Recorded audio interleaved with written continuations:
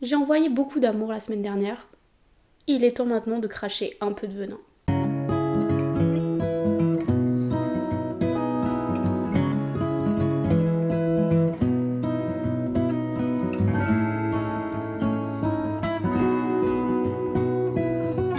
Bonjour à toutes et à tous et bienvenue dans cette nouvelle vidéo. Aujourd'hui on se retrouve pour des unpopular opinions littéraires. J'ai repris un concept qu'on voit sur TikTok. Il s'agit de classer nos unpopular opinions du moins risqué au plus risqué. Donc normalement à côté de moi tout au long de la vidéo vous allez avoir un pourcentage qui est un petit peu le pourcentage de spicy, comme souvent sur cette chaîne, un petit peu de tout, du booktube, des classiques de la littérature contemporaine, des opinions sur le monde du livre en général, bref, à boire et à manger. Évidemment, vous avez le droit de ne pas être d'accord, je veux dire, c'est le principe de la vidéo, ces opinions sont impopulaires, donc il y a de grandes chances que vous ne soyez pas d'accord. N'hésitez pas à me dire en commentaire quelles sont les opinions que vous partagez, quelles sont les opinions avec lesquelles vous n'êtes pas du tout d'accord. Tout ça évidemment avec respect, bienveillance et tact, et pourquoi pas un petit peu d'humour, parce que on en manque. Je serais curieuse d'avoir aussi votre opinion la plus impopulaire. Si vous deviez avoir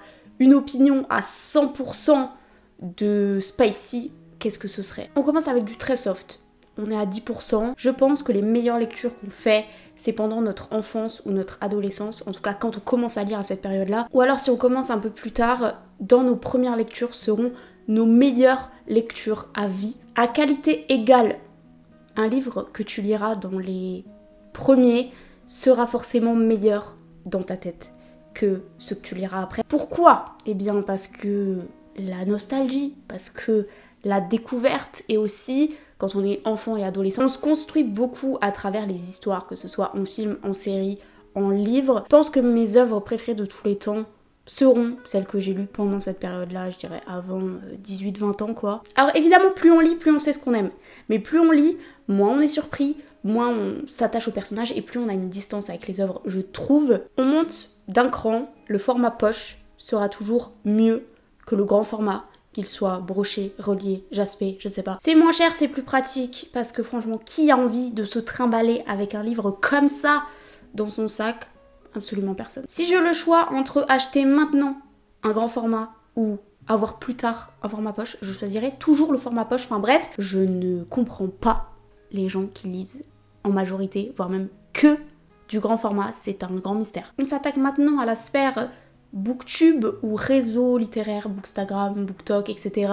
Si tu es payé pour un livre, ton avis sera forcément biaisé. Je sais que nos influenceurs préférés, les grands, les beaux, ceux qui sont dans la stratosphère, ceux qui sont dans les étoiles, passent leur temps à rabâcher que non, ce n'est pas parce qu'ils sont payés pour vous parler d'un livre que leur avis change.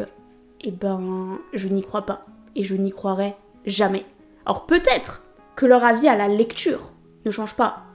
Et encore, mais leur avis dans le contenu pour lequel ils sont payés, que ce soit la vidéo, le post, etc., sera forcément beaucoup plus lisse. Et même si certains prennent le parti de faire quelques critiques et quelques commentaires négatifs, laissez-moi vous dire que le discours sera quand même corrompu. C'est humain, c'est normal, et tous ceux qui prétendent à la neutralité, déjà être neutre sur de l'art, c'est un peu impossible. J'allais dire compliqué, non c'est impossible. Mais en plus, si tu n'as pas payé le livre et qu'on te paye pour en parler, ton avis est forcément biaisé. Et c'est normal, c'est humain. Je veux dire, si je ramène tout ça à mon échelle, l'échelle d'une personne assez classique qui fait des vidéos mais qui est une lectrice comme les autres, lambda, du moins qui paye ses livres et qui n'est pas payé pour en parler, quand on m'offre un livre, je suis toujours beaucoup plus soft dans l'avis que j'en fais. En tout cas, à la personne qui m'a offert le livre. Donc, je vais dire des points négatifs. Si j'ai pas aimé, je vais le dire, mais je vais mettre un peu plus les formes. Pareil, s'il s'agit d'un livre qui est adoré par un proche à moi et qui me le conseille, et si je le trouve pas ouf, je vais un peu arrondir les angles. Je vais chercher des qualités. Même si je passe 80% à dézinguer le livre, je vais quand même lui trouver des bons côtés. Ce qui ne serait pas le cas si c'était une lecture que pour moi. Autre opinion impopulaire, je la mets pas trop haut, parce que je sais qu'elle va pas déclencher non plus des passions, des mouvements de foule. Clairement, ça va pas donner lieu à un article sur moi avec un gros titre en mode « Elle a dit que... » Scandale. Non, pas du tout, j'ai l'impression que tout le monde s'en fout. C'est juste que personne n'a l'air d'accord avec moi. La science-fiction, c'est sous-coté. Mais genre, vraiment sous-coté. Bon déjà, les genres de l'imaginaire, jusqu'à il y a 3-4 ans, c'était un peu les parias qui lisaient ça. Parias dont je faisais partie, puisque j'adore la fantasy, le fantastique et la science-fiction. Bon, c'est revenu un petit peu sur le devant de la scène avec la romantasy, mais personne, je dis bien personne, sur cette terre, ou du moins sur les réseaux, ne déclame son amour pour la science-fiction, et franchement, c'est un genre absolument génial, beaucoup plus difficile à écrire selon moi que de la fantasy et du fantastique, et beaucoup plus demandant aussi pour le lecteur. On va être dans des choses très techniques, très poussées, même si on est sur de la SF young adult, ça reste toujours quelque chose d'un peu plus exigeant, mais c'est trop bien et c'est absolument pas parce que mon dernier coup de cœur était L'Hiver du Monde, qui est le premier tome d'une trilogie de fantasy. Ce livre m'a absolument subjuguée. C'était la première fois depuis très longtemps que je m'étais pas autant attachée au personnage, que j'étais pas autant impliquée dans l'histoire. Ça m'a rappelé les sensations que j'avais quand je lisais mes trilogies ou mes sagas de fantasy, de dystopie, Hunger Games, Le Labyrinthe, Oxapologue, bref. On peut retourner au point 1 de cette vidéo, mais là ça m'a donné des sensations très similaires, donc branchez-vous, science-fiction, par pitié. Est-ce qu'on passerait pas au milieu, là, les 50%? Donc on va commencer à aller sur des terrains beaucoup plus glissants, beaucoup plus impopulaires. Les romances à double point de vue, c'est nul, et ça montre qu'on prend les lecteurs pour des bébés. Ouais, là, je savais pas trop comment amener ça. Je vous le pose là. Et maintenant, je développe. Quel est l'intérêt de lire une histoire, surtout une romance, où on sait que les personnages vont se mettre ensemble, si tu es déjà dans les deux têtes et que tu sais que ça va se produire et que tu sais tous les obstacles, le lecteur n'a pas de mystère à élucider et les personnages sont absolument clairs comme de l'eau de roche, dont la personne en face, love interest. On connaît tout de lui, puisque on a son point de vue une fois sur deux. Surtout que généralement ça fait des redites. On voit les mêmes scènes des deux points de vue, c'est absolument insupportable. Je déteste ça. Voilà. On va rentrer dans la littérature classique à présent. La littérature anglaise, c'est absolument boring. C'est nul. Jane Austen, les Sœurs Brontë, le roman anglais du 19e siècle, c'est mon angoisse sur Terre. Je trouve ça nul, mais on va un peu élaborer. Je trouve ça convenu, je trouve ça ennuyant, je trouve ça inintéressant au possible. Tu me mets un livre des autrices que je viens de citer là, je pense que je m'endors. Au bout de 2 pages, d'ailleurs, c'est ce qui est arrivé, puisque la hype, Léo de Hurlevent, je l'avais lu en littérature anglaise quand j'étais en première, mon niveau d'anglais était pas fou, et j'avais trouvé le roman pas fou. Donc je me suis dit, c'est peut-être mon niveau d'anglais qui avait posé problème, ou peut-être je n'étais pas assez mature pour comprendre des classiques. J'ai essayé de le lire, il y a 3 jours. J'ai lu une page. J'ai arrêté. J'ai trouvé ça flingué. C'est pour ça que je regarde de très loin la polémique sur Hurlevent. Vous savez, les gens qui critiquent le fait que, je crois, Hugo Romance a réédité Léo de Hurlevent en mettant l'affiche du film, et aussi le fait que le titre aurait changé. Alors excusez-moi, mais Wuthering Heights, Les Hauts de Hurlevent, a été traduit par, effectivement, Les Hauts de Hurlevent, mais a été aussi traduit dans certaines éditions par juste Hurlevent. Donc le titre n'a pas changé. À moins que vous considérez que les guillemets soient un changement assez majeur pour faire se retourner la sœur Brontë dans sa tombe. Je pourrais rajouter aussi, mais ça, selon moi, c'est un problème de la langue anglaise. Je trouve que c'est stylistiquement plat. En fait, pour résumer, l'anglais, c'est assez boring. Et si je devais faire une petite parenthèse pour ce truc-là, la littérature allemande, c'est beaucoup mieux. C'est beaucoup plus intéressant, c'est beaucoup plus innovant du point de vue du langage. Bon, après avoir énervé les anglicistes, c'est le moment d'énerver mes collègues spécialistes de la littérature française. Victor Hugo n'est pas un bon romancier. Je l'ai dit sans trembler, tout va bien, le ciel ne s'est pas effondré. Je ne dis pas que Victor Hugo n'est pas un bon auteur. Au contraire, c'est un dramaturge absolument brillant. Je trouve que les œuvres théâtrales de Victor Hugo sont les meilleures de sa bibliographie. Ses œuvres poétiques sont certaines très intéressantes, d'autres un peu moins. Mais ces romans, c'est pas bon. Je vous laisse méditer là-dessus. On revient au temps présent, une unpopular opinion dont je vous ai fait part il y a quelques mois maintenant. Pour m'y être rendu, le Festival du Livre de Montreuil, c'est flingué.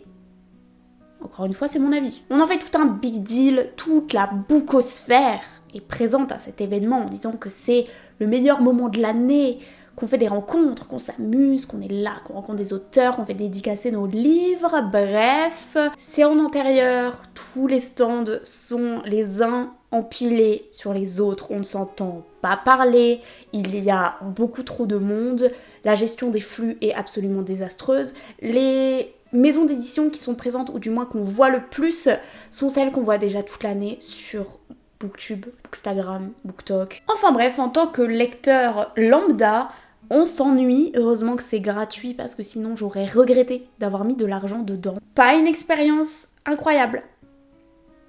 Pourtant tout le monde en fait des caisses. Là pareil, on va s'attaquer à la bookosphère et à ce qu'on peut voir sur les réseaux, mais je pense que c'est aussi symptomatique de changements dans les habitudes de lecture. Si tu achètes des livres neufs uniquement et que tu emmagasines des centaines et des centaines, voire même des milliers de livres neufs chez toi que tu n'as pas lus souvent, tu n'es pas un lecteur, tu es un collectionneur. Et je vois pas pourquoi ce ne serait pas un problème de surconsommation alors que vous allez taper sur les gens qui collectionnent les vêtements, qui collectionnent le maquillage, qui collectionnent les jeux vidéo, les vinyles, bref. Et encore une fois, pour moi, ça dit plus sur notre rapport à l'argent et à la consommation que sur notre rapport à la lecture. On arrive à, je pense, mon avis le plus impopulaire, en tout cas je n'ai jamais entendu quelqu'un le prononcer,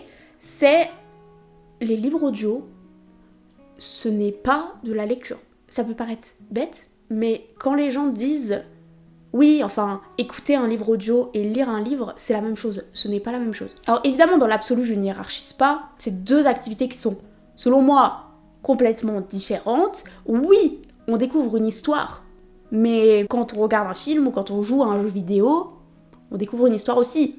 Et je dis pas, j'ai adoré qu'on me lise des histoires quand j'étais petite. J'ai adoré en lire aussi à mes petits frères, mais c'est pas la même chose. C'est pas la même expérience. Et honnêtement, là on va rentrer dans mon avis purement personnel, je n'aime pas les livres audio. Je déteste ça. Quitte à écouter quelque chose, je préfère 1000 fois écouter de la musique. Je suis une très grande fan de musique, j'adore ça. Les podcasts, ça dépend lesquels. N'hésitez pas à aller écouter le podcast d'Élise, Les récits qui nous déconstruisent, qui est l'un des seuls podcasts que je suis assidûment. Mais sinon, quand j'écoute un livre audio, je passe pas un bon moment. Déjà, une fois sur deux, voire même plus, la voix du narrateur ou de la narratrice, je peux pas. J'ai l'impression que c'est souvent surjoué, ça me coupe dans ma créativité et dans mon plaisir de lecture. Et vous savez quoi ? J'ai un abonnement Spotify Premium, donc techniquement j'ai accès à pléthore de livres audio. Quand j'écoute un livre audio, c'est que je pars du principe que le livre va être mauvais.